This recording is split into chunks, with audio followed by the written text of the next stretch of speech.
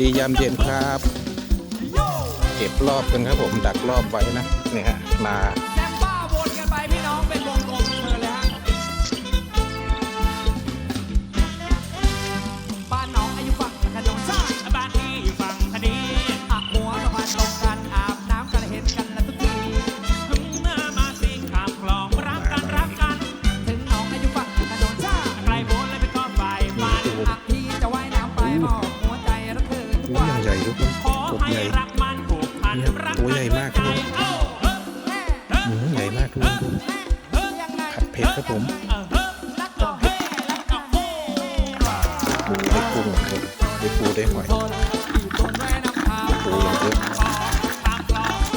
นี่ฮะดักรอบนะครับผมได้ปูนาครับผมอร่อยเลยครับเย็นนี้เด้งปูนา